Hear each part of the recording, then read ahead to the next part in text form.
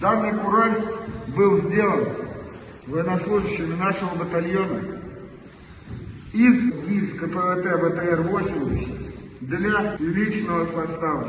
Играя на этом курале, у личного состава всегда было спокойствие и уверенность в завтрашнем дне.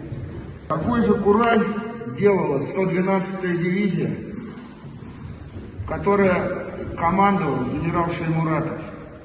Они делали данный кураль из алюминиевых трубок, подбитых фашистских самолетов.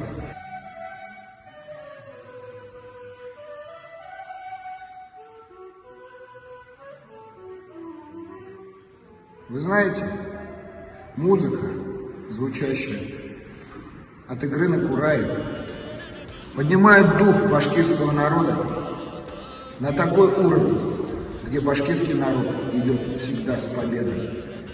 Он всегда поднимает голову высоко, высоко и идет побеждать.